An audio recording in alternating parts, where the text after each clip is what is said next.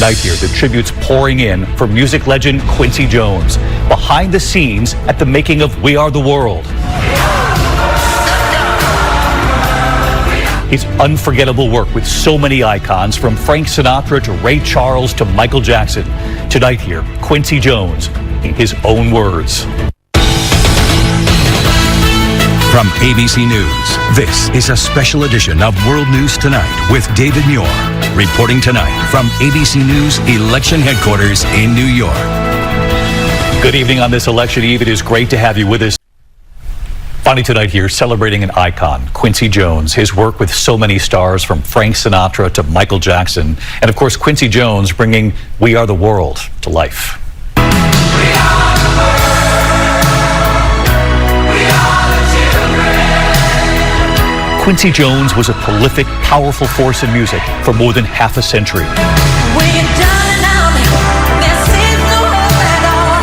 One of his most famous achievements, bringing together the biggest names in music for We Are the World in 1985, raising millions for famine relief. Born in Chicago, Quincy Jones got his start playing the trumpet in a band. Mr. Quincy Jones, right there. Eventually collaborating with Frank Sinatra, Fly Me to the Moon.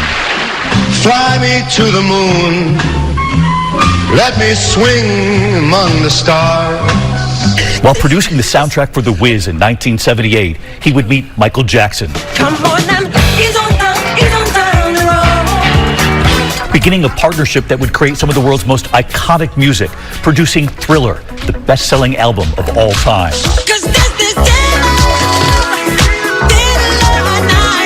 Breaking barriers, a black music executive rising through the ranks in Hollywood, 80 Grammy nominations, 28 wins. He would win for We Are the World 4 Grammys, including Song of the Year. In the Netflix documentary, The Greatest Night in Pop, behind the scenes as Quincy Jones coaches all of those superstars, Michael Jackson, Bob Dylan, Bruce Springsteen. Quincy Jones died at the age of 91 overnight in Los Angeles, surrounded by family. Tonight here, in his own words, on his life and longevity. It's about hills and valleys. Anybody can handle the hills, but you find out who you are when you hit the valleys. Love, laugh, live, and give. That's what it's about. His talent was legendary. Our live election night coverage tomorrow night, 7 p.m. Eastern. We'll see you right here tomorrow night. Good night. And he produced hits for everyone from Frank Sinatra to Michael Jackson, remembering legendary music maestro Quincy Jones. This is NBC Nightly News, Decision 2024. Live from election headquarters in New York, here is Lester Holt.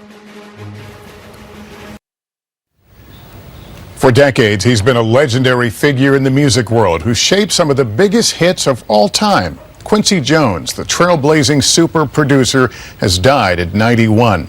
Ann Thompson takes a look back now at the music and the memories. Quincy Jones' range was unmatched.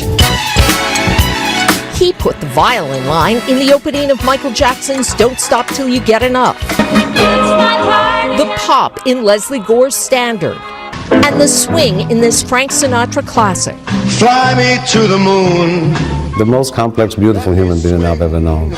Probably the most stimulating experiences I've ever had musically. From bebop to hip-hop, Q, as Sinatra called him, put his signature on some of the greatest music of our time, including the best-selling album ever, Thriller.